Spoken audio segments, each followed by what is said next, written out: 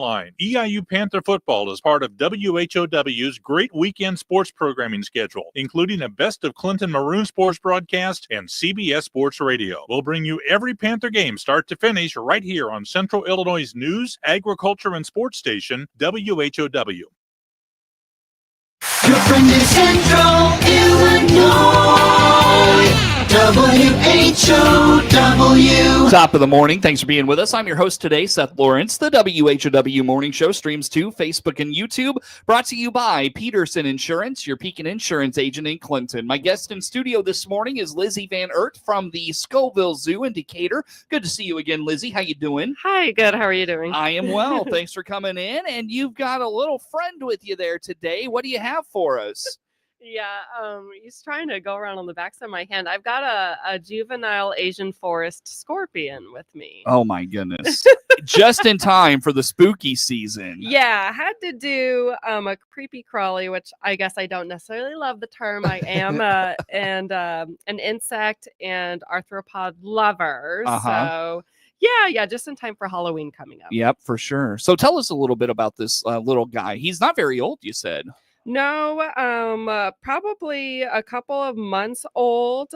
So we have an adult Asian forest scorpion on exhibit in the reptile house.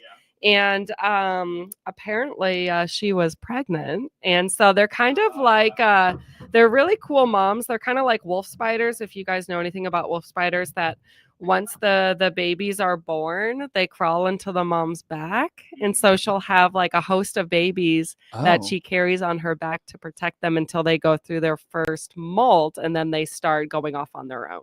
Now, wolf spiders are common to like Central Illinois, right? Oh, yeah. Yeah, we have them all over the Midwest. Oh, okay. Gotcha. Mm-hmm. But we don't have scorpions all over the Midwest, do we? Unfortunately not. Yeah. You're the only one that says unfortunately to that. I lived in Oklahoma for a little while, and yeah, we have a small, like really small species of bark scorpion down there. So yeah, I usually have to go further south to find scorpions. Sure.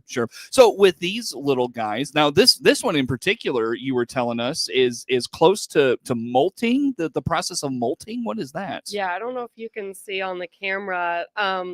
So all these segments right here, you can tell they're really spaced apart and it just looks really chunky. And so they do shed their skin. So all invertebrates, since they don't have bones on the inside of their body, they have a hard exoskeleton, which is what protects them. So as they grow, their exoskeleton starts to get a little too tight for them. So they need to molt or shed their skin. And then their new skin hardens over, a couple of days, and then they're ready to go for, a couple more months until they're their next shed. So here is a shed of one of our juvenile scorpions from earlier this week. I went to check on them, handle one potentially, because usually this is the species that people do not handle. They're a little more aggressive, but since it's a juvenile, they're a little more docile. So he's got a stinger, you said, right? Yes. Yeah. Is that the tail? Is that what that is? Yeah, that's the telson. So the stinger's right on the end. So if they feel like they do need to defend themselves, or they do need to subdue their prey, they can sting. And they have the pinchers, of course, too. And they usually say that if they have really big pinchers, then their sting isn't as bad. But if they have smaller pinchers, then they need to rely more on a more potent venom in their stinger. Is it a poisonous venom? So, I mean, it is a venom. For these guys, it's pretty mild, though. So it'd be like a bad bee sting or something. For us. Yeah, for us. But obviously for like insects that it's eating. So we feed these guys crickets or mealworms. It can subdue them pretty well for something that small. Wow. That's crazy. Yeah. So is this a popular animal for the mobile zoo? No.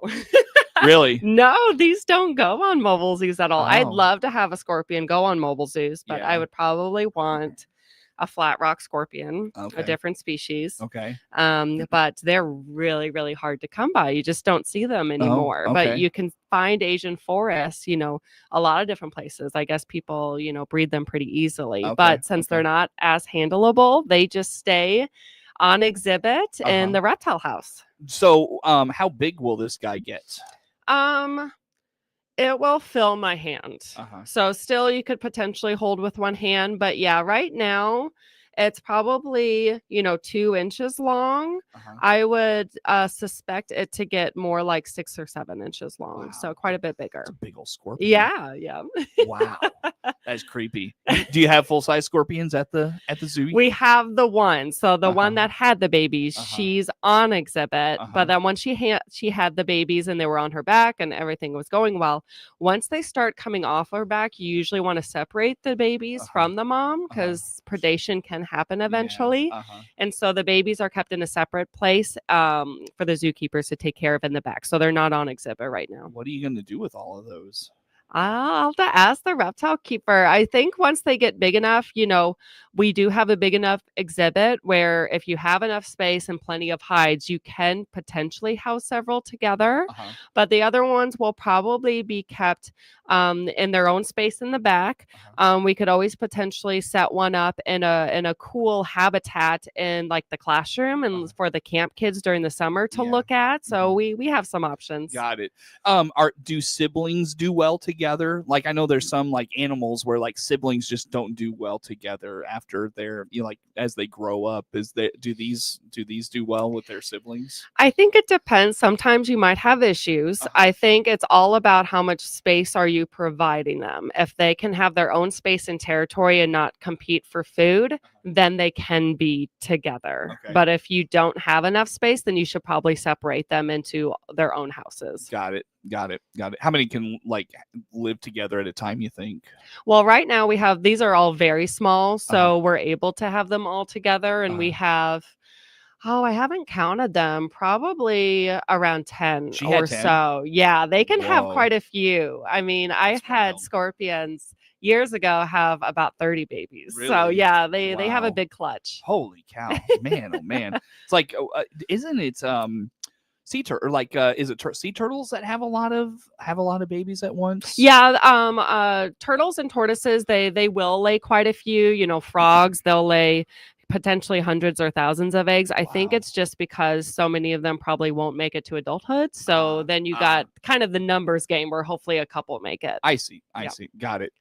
So, with how long do the Asian scorpions live? In the wild, it's probably like 5 to 8 years, but in human care, they do tend to live longer. They can live over 10 years. I think there are some that have even made it over 20 years. Wow, no kidding. Man, Yeah. that's crazy. Yeah, Goodness. big commitment if you want one as a pet. Well, yeah, but you were telling me they eat what, maybe twice a week, give or take? Yeah, when they're this young, they're probably being fed once or twice a week by our reptile keeper. And then as they get older and their growth rate slows down, you can usually go down to once a week. And yeah, they're totally fine. Is it cool to watch them like eat crickets or whatever else you put in there? Yeah, it's super cool. If you've never seen it before, you should look up a video. So yeah, they have their pinchers, so they'll grab like the cricket, for example, and then their mandibles work independently. And so they'll just kind of use their mandible to slowly start shoving it into into their face, basically, and start to chew it up. And if it's a very squirmy prey, then you might potentially see the scorpion use its stinger. And yeah, it's pretty fun to watch. Interesting stuff. That's cool. And you were telling me again, Lizzie Van Ert with the Scovill Zoo Indicator, our guest in studio this morning. You were telling me that the Asian scorpions are going to be part of your upcoming Zoo Buddies program, correct? Yeah, so Zoo Buddies is for 3 to 5 year olds. We have a class year round once a month on the second Tuesday of the month. So that's going to be October 14th coming up. And we're going to talk about scorpions. So yeah, the kiddos will get to see these guys. They won't get to pet them. It is nice if I can bring an animal that they can pet, but I don't know how many of them have ever seen a scorpion up close. So it should be awesome. That should be pretty cool. Yeah. So what kind of conservation lessons can we learn from the scorpions? I think with some of our, quote, creepy crawlies, it's a lot about empathy. And so, some people go out of their way to maybe kill like spiders, scorpions, even like snakes. Yeah, because of a fear of them. And, this one, even though we say they're not handleable, it's just hanging out in my hand. The size difference between me and the scorpion is huge. And so they have a lot of reasons to be afraid of larger animals like us. And so for classes, even with the Zoo Buddies class for 3 to 5-year-olds, it's just kind of teaching them some fun facts about them, how they're not as scary as everyone seems. Sure. Interesting. Well, that's cool. That's really neat. So when it comes to like how you will present this to the littles, what kind of lessons will that look like? So we'll talk about, with 3 to 5-year-olds, we're not necessarily going into all the different species of scorpions. Yeah. But yeah, we'll just talk about scorpions overall. I'll ask the kid, how many walking legs does a scorpion have? We'll talk about how they're an arachnid. They're not an insect. And we'll talk about the difference between insects and arachnids. And okay, dumb question. What is the difference between an insect and an arachnid? So with a lot of insects, you're going to be looking at 6 legs versus arachnids. You're usually looking at 8 walking legs. And then with spiders and scorpions, a set of appendages, like for the spiders, it's pedipalps. So it's like instead of the 8 walking legs, they have these like little arms in the front that you call pedipalps. Then they have the chelicerae. For the scorpions, instead of pedipalps, they've been adapted over time to become these big pinchers to help them hold on to prey. And then instead of spinnerets on the back part of their body, they have a telson. And so you kind of look at the body parts overall to tell. But both insects and arachnids are invertebrates. And so we'll talk to the kids about what, do they have bones, and, what is an exoskeleton, and, I'll probably bring this little scorpion shed with me so we can talk about how they need to shed their skin. And it's like taking off your old clothes, and you need to, the kids, as they're growing so much, before you go to school next year, do you have to buy bigger clothes? And, just try and relate it to them as much as possible. Yeah, for sure. Well, I'll tell you what, Lizzie, let's take a break and we'll talk more about the Zoo Buddies program, just kind of in general. But in the meantime, how do folks learn more about all things Scovill Zoo? Oh, you can always go to our website, scovillzoo.com, and we do have a page specifically for camps and classes if you're interested in any classes for your kiddos. And then our Facebook page as well always has things going on. Sure, very good. Lizzie Van Ert with the Scovill Zoo in Decatur, our guest in studio this morning. More to come with Lizzie on the morning show.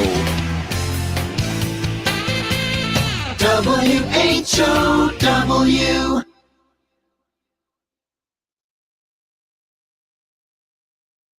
Finding the right employees can be a real challenge these days, whether you're hiring full-time or part-time. That's where the regional radio stations come in. We're here to help you connect with the qualified candidates you need. Check out IllinoisJobPost.com. That's IllinoisJobPost.com. It's part of our comprehensive radio and internet employment campaign designed to get your job openings noticed.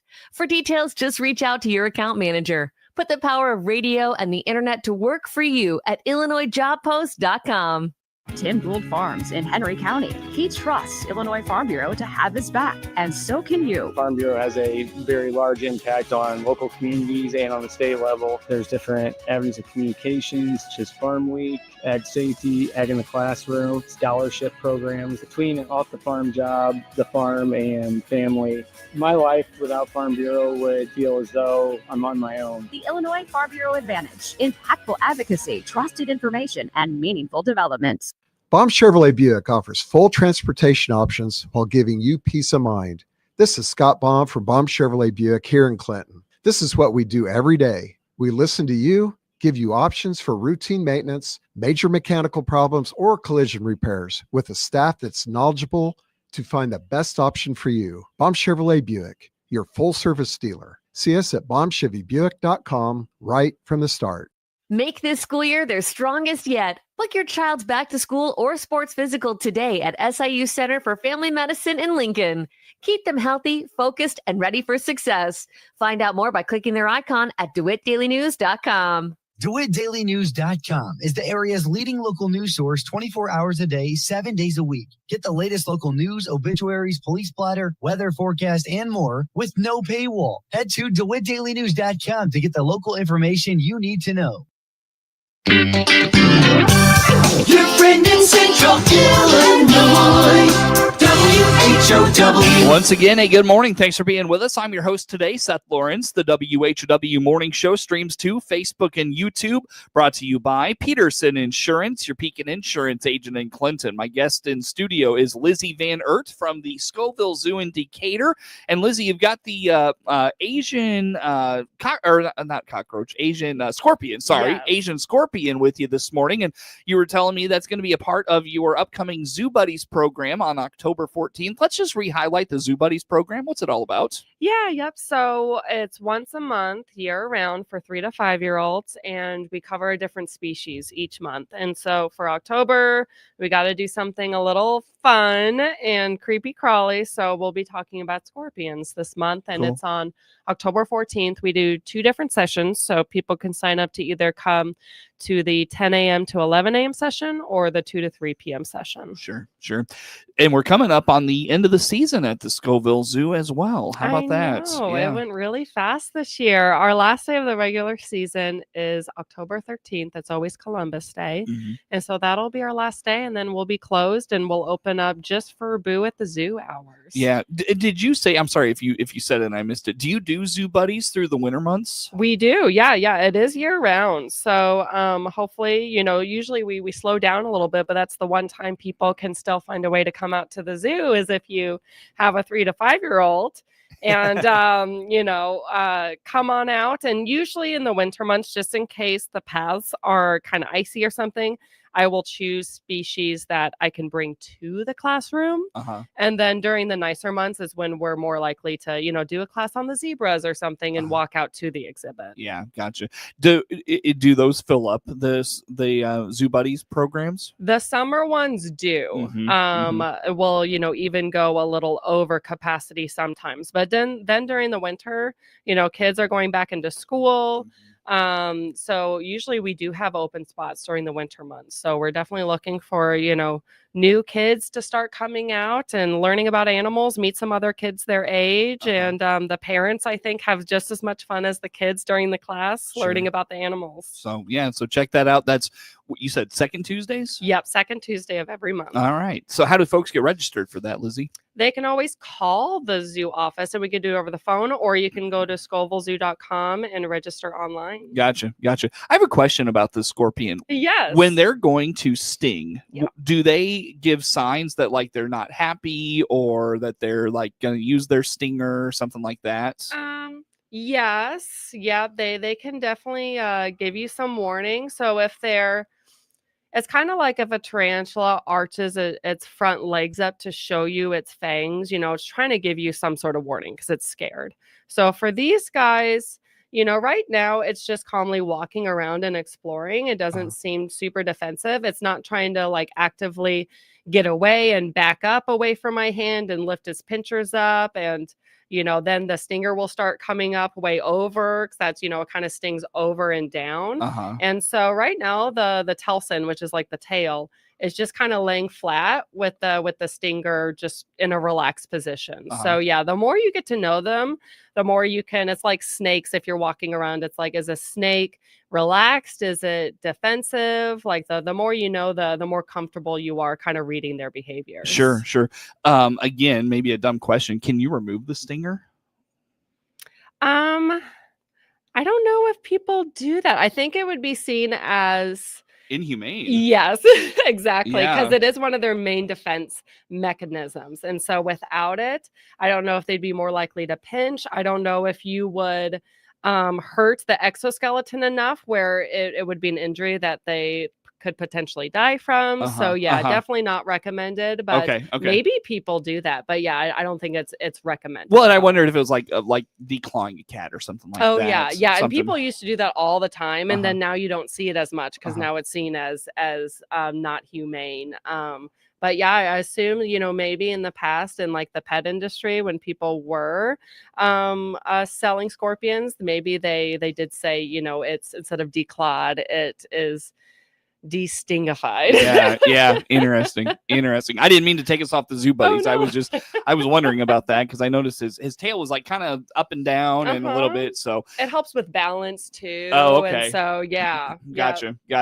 Very good. Well, you mentioned end of season is coming up. October the 13th is the last day, but that isn't the last opportunity to get in the zoo. You've got Boo at the Zoo coming up. How about that? Yes, we are full on decorating the zoo, getting ready for Halloween. So do you go to the hardware store and get those cool big decorations they have now? Yeah, we'll get some. Yeah, we Heather and I, the zoo's director, we did go to Lowe's and get this really cool big scarecrow. We of course need to find decorations that can be outside, so that limits us a little bit. Sure. And but yeah, our first night of Boo is on October 16th, so that's a Thursday, and then we'll do that whole weekend, so Thursday through Sunday, the 16th through the 19th, and then we'll close for a couple days. We'll get things reset. We'll carve some more pumpkins to go out, and then we'll open back up on Thursday the 23rd and run until the 26th on Sunday, and then our last 2 nights of Boo are the 29th and 30th. Get a lot of kids out for Boo at the Zoo. Oh, yeah. Yep. Everyone comes in their costumes. We have volunteers who run the treat stations and hand out the treats to all the kids and families. And we do have the online ticketing. So it helps us kind of space people out because, of course, there is limited parking. We want to make sure people don't have to wait in long lines. And so make sure to grab your tickets online. Are they selling fast? Yeah, they are. And then, of course, I hate it when this happens, but we have to like update a firewall or something.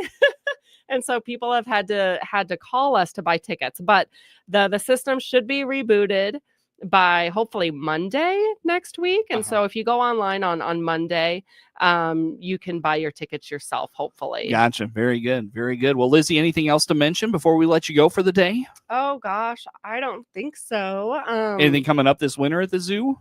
We always have our an afternoon with Santa event in December. So make sure to keep an eye out for that. It's like an open house event from 1 to 4, and we'll have Santa there, and we'll have a craft, and we'll have some mobile zoo ambassador animals and all kinds of stuff. So that's kind of our big Christmas event. Then the park district, of course, has trees on the tees. So that's the really big one going on. Sure. Very good. Well, Lizzie, got to let you go for the day. Thanks for coming out and bringing the Asian scorpion with you. That's cool. Very good. Lizzie Van Ert with the Scovill Zoo Indicator, our guest in studio. The morning show streams to Facebook and YouTube, brought to you by Peterson Insurance, your Pekin Insurance agent in Clinton. Network News is now.